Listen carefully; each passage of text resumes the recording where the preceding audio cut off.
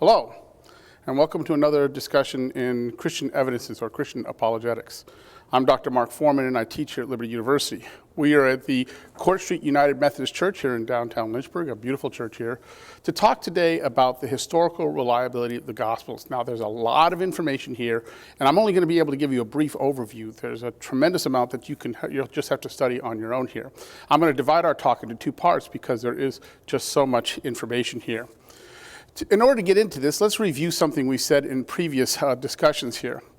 Today, there's three general views concerning how we should look at the Gospels as far as being their historical reliability or their history. One view, the Orthodox view, says that the Gospels are substantially reliable and therefore we can depend upon them as an accurate history of what Jesus actually said and did. That's the Orthodox view. The other extreme view, of course, says that the Gospels are completely fictional, that there's nothing in there that really happened. They were just made up stories by the church. That's very extreme over on the other side. And then there's a middle view that I've talked about before that basically says the Gospels are a mixture of some history and some fictional fabrication stuff that was made up by the early church. We talked about that in a previous lecture. Today, I want to defend the Orthodox view, that the Gospels are substantially reliable history, okay, and what they give us here. Now, I want to make sure you understand what I'm going to defend here and how I'm going to defend it, okay? I'm defending what we call substantial reliability. What I mean by that is a couple of things. First of all, I'm not saying that I could prove to you 100% that the Gospels are history. Of course not. I don't think I can do that. I think we can give some strong arguments for their historical reliability, but I'm not going to try to prove it for you in any sort of 100% certainty. I just don't think that's possible, and that's not possible with almost any really work of ancient history. The second thing is I'm going to demonstrate that they're substantially reliable. I'm not going to try and show that we can prove every single point in the Gospels. I don't think we can. There are just some things that I think happen, for example, the feeding of the 5,000, but I don't have outside historical evidence to confirm that particular event or not.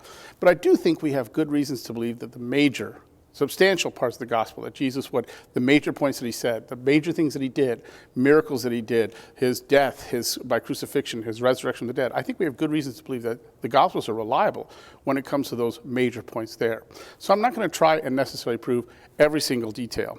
And the third thing I want to comment here is, my point here is to talk about the historicity of the Gospels, not the inerrancy of Scripture or anything along those lines. Inerrancy and inspiration, those are other issues. We're not going to get into those, and I'm not trying to demonstrate those. I'm just trying to show that we have good reasons to believe that the Gospels are historically reliable. Now, how do we go about doing that? Well, it was once said by Charles Saunders, who wrote a very famous work called Introduction to the History of Literature, Ancient Literature. He said there are three basic tests or lines of evidences that we can use to demonstrate whether a document is historically reliable or not.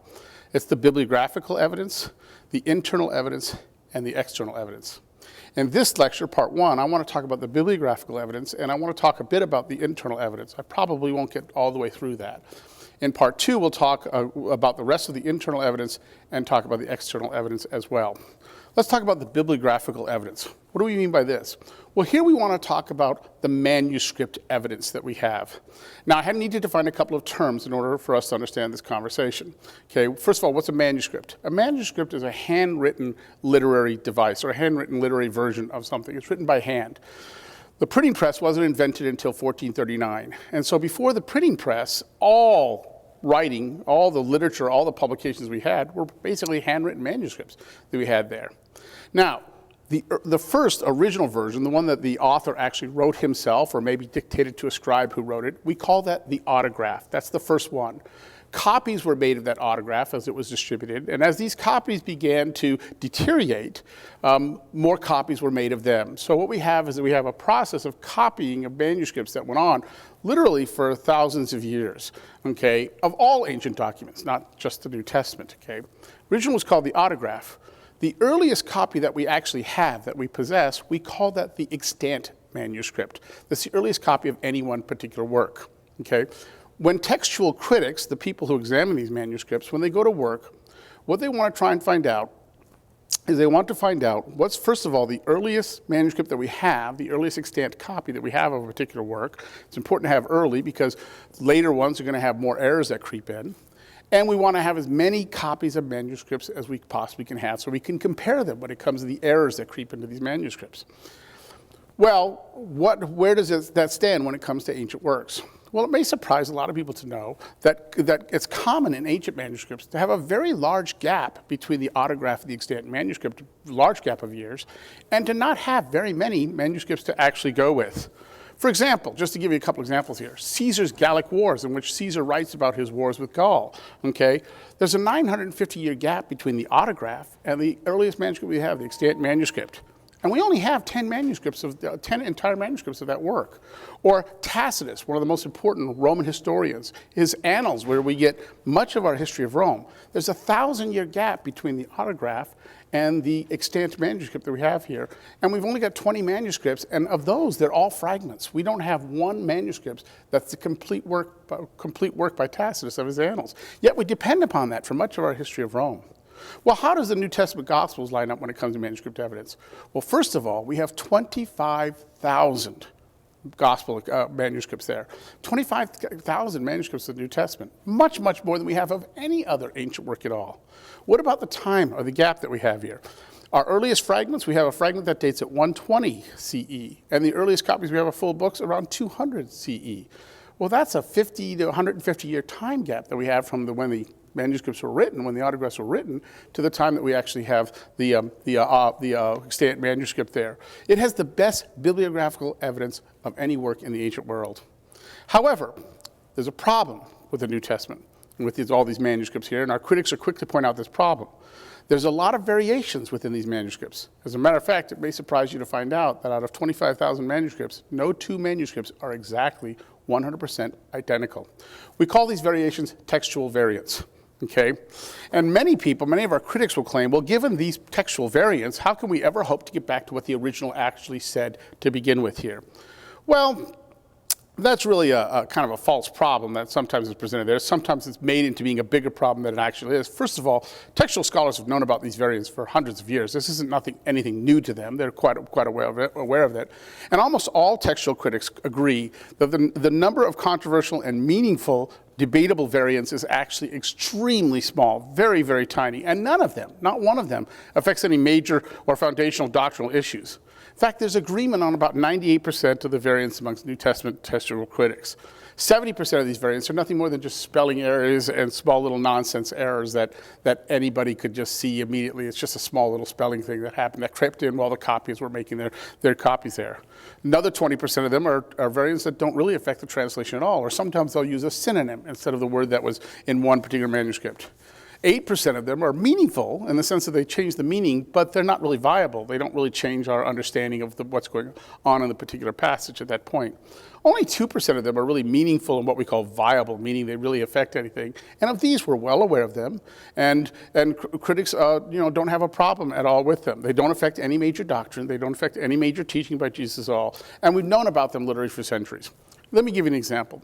Probably the biggest variant, the one that's most well known, is in John chapter 8, the woman taken in adultery, the one that they're about to stone, and Jesus says, "Let him who has not sinned cast the first stone." This may surprise you, but that actually is probably not in the original document. It's probably not originally in there by John. It was probably added later. That doesn't mean the story didn't happen. Maybe it did happen. Maybe somebody knew about it and added it later on or something. But the point is, it probably wasn't in the Gospel of John. Now, some critics, they relish the idea of shocking audiences by telling them, "Do you know that's not really in there?" Well, we've known about that for a long time. There's nothing shocking about that at all. And as much as that's a good story, it talks about forgiveness, it's not a necessary story to the doctrine of the forgiveness or the understanding of forgiveness that Jesus teaches. There's lots of places where Jesus teaches about forgiveness. My point is that while we have these textual variants, we don't need to worry about them. They don't affect substantial reliability. Well, that's the bibliographical test. Let's talk about the second kind of evidence, what we call internal evidence. Internal evidence examines the Gospels internally. They look for internal signs for historicity here. We try to answer such questions as, were they written by somebody who was in a position to really know what was going on here? Or are they dependent upon people who really knew? Eyewitness testimony. Are there internal marks of historicity that we find within the Gospels here? Are there any contradictions or inconsistencies that we can't answer, that we can't deal with? That's what we're talking about when we talk about internal evidence. And there's a couple of different areas here that I want to get into with internal evidence here. First of all, let's talk about the date and authorship of the Gospels, okay, that affects that. We don't know the exact dates the Gospels were written. There's no place in the Gospel accounts that tells us when they were actually written. And in past times, many critics wanted to argue that the Gospels were written actually a very lengthy time after the events that they report, after the death of Christ. Okay? Part of the reason why they do this, of course, is they believe in form criticism. You might remember that from a previous lecture, where the idea is that the stories of Jesus developed over time, that they didn't really happen, that they developed over time and were embellished upon over time. And if you need time to do that, well, then you need a lengthy time. So oftentimes they would place the writing of the Gospels even into the 2nd century. Today, that view is pretty much a minority view. There aren't many people who hold that anymore. The vast majority of scholars all agree that the Gospels were written, at least we know they were written in the 1st century, before 100 AD. They were written somewhere in that particular area during basically the first generation of Christians that were around at the time that they could verify them. Now, can we get any closer than that? Well, there's a lot of different theories out there. You should know that. A lot of different arguments for dating the Gospels, okay, that are out there. I think one of the better arguments that are out there basically places the Gospels, at least the synoptics, probably between 50 to 70 AD. Why say that? Well, 70 AD is an important terminus point. 70 AD, of course, is when Jerusalem was destroyed. Between 66 and 70 AD, there was a war between Rome and Judea, and it was called the Jewish Rebellion. Okay, the Jews rebelled against the Roman domination at that point. The Romans came in and they destroyed the Jews, and in 70 AD, they totally destroyed the city of Jerusalem and the temple, completely destroyed. Now, that's a huge event. If the Gospels had been written after 70 AD, you think they would have said something about that major event there, but they make no comment about the war at all, make no comment about the destruction of Jerusalem at all in any way that gives the idea that they knew about that. Some scholars want to point out that the Olivet Discourse, where Jesus talks about the future time when Jerusalem is destroyed, that some want to say, well, that's a veiled description of what happened in the past. However, the Olivet Discourse doesn't really match up to the details of the 70 AD, so it's not likely that's what that is. So 70 AD is a good terminus point, okay? We can date at least 2 of the Gospels, Mark and Luke, by looking at the life of Paul. Okay, because that really tells us a lot. For example, we know that Paul, we are pretty well confirmed that Paul was in Corinth in about 51 AD, that he was in Rome, in prison in Rome in 61 AD. Acts tells us about that at the end of Acts, that he went to prison, and that he was executed in 68 AD. We have those dates pretty well established there. Now, Luke wrote the book of Acts, and there's a funny thing about the book of Acts. The book of Acts closes before we're told about the death of Paul. Matter of fact, it tells us the whole story of Peter and Paul and James, the great disciples, okay, but when we get to the book of Acts, it just simply closes. Paul went to jail, and it stops at that particular point. We're not told about the death of Paul. We're not told about the death of James. We're not told about the death of Peter, major figures that Acts never tells us about at all. That tells us that Acts he probably finished writing Acts before those events occurred. Now, Paul died in 68 AD. That means Acts had to be written earlier than that. And actually, we think Acts was probably written about 62 AD. Now, here's the point. Luke wrote his gospel before he wrote Acts. He talks about, at the very beginning of Acts, he talks about the gospel that he'd written, okay, previous to this. Well, that puts Luke's gospel now early 60s, maybe late 50s, we have Luke's gospel. If Luke depended on Mark, which many scholars believe, then that puts Mark's gospel even earlier. Okay, it means Mark's maybe is at the latest mid-50s, late 50s at that particular point. Well, now we're within 20 years. Or 25, 30 years of the time that Jesus died here. Okay, so we do have some good reason to believe that at least those Gospels may have been written earlier. Whatever the exact date, the Gospels are very close to the events that they record in comparison with other historical records and non-canonical sources that we have there. At least 2 of them, as we see here, are 25, 30 years possibly, but they're all before 100 AD, okay? Compare that to other sources that we have. Alexander's biography, for example, was written 300 years after his death. Okay, the Gospel of Thomas was written 140 to 200, okay, is when we have that. Okay, so we have good reasons to believe they were much earlier and closer to the source. What about the authorship? Well, again, like the dates, the names are not anywhere within the Gospels at all. Yet the Gospels have the feel of eyewitness testimony. They read as if they were written by people who really knew what they were talking about. Luke talks about how he spoke to many people who actually were eyewitnesses to the events of Jesus when he wrote that. Okay, so even if we question the traditional authorship, okay, we still have eyewitness testimony here. And there's good reasons to believe that, in fact, the traditional of the authors are who they claim to be. First of all, the uniform early testimony of the church has always been that Matthew, Mark, Luke, and John are the persons who wrote those particular Gospels. There simply is no competing tradition at all in early church history, okay? Second of all, okay, we have the fact that these authors are basically unknowns. Why, if you're going to fabricate and make up Gospels and put names on them, why not put the names of the big people, Peter and James, on these Gospels? Here you get Luke, who's basically an unknown person. He's only mentioned twice in the book of Acts by name. Okay, you get Mark, who is disreputable because Mark, remember, abandoned Paul and Barnabas on their first missionary journey, so he wasn't very highly thought of. You get Matthew, who is a tax gatherer, and amongst the Jews, a tax gatherer was not considered very highly at all. So you get these unusual names on there. If they're fabrications, why put those names on? Well, that argues that they're probably really the authentic names here. The point is that while the actual persons may be open to debate, the amount of verifiable, detailed information contained within argues for very early acceptance of the Gospels. Okay. Finally, I want to talk about the internal marks of historicity. Okay. There are marks inside of the Gospels that give us the idea that they're stylistic features, that they're actual historical documents that we have here, not just simply later fabrications. And I'm just going to mention 3 of these briefly. Okay. First of all is the inclusion of material that's relevant to the early church. Or, excuse me, irrelevant to the early church. Now again, if it was a later fabrication, why include material that the early church wouldn't know anything about or wouldn't even care anything about? For example, Jesus' favorable attitude towards Israel. The early church didn't have a very favorable attitude towards Israel, but Jesus does. Jesus' use of certain phrases like the kingdom of God and the kingdom of man. We don't find those phrases anywhere in any documents of the early church, and yet those are phrases that Jesus used. His explanations of certain Jewish customs, like Korban, for example, that we find in Matthew. Why include something like that when, in fact, Jerusalem is destroyed, the temple is gone later on in history, okay? People wouldn't even know about these Jewish customs, and yet we find them in the Gospels.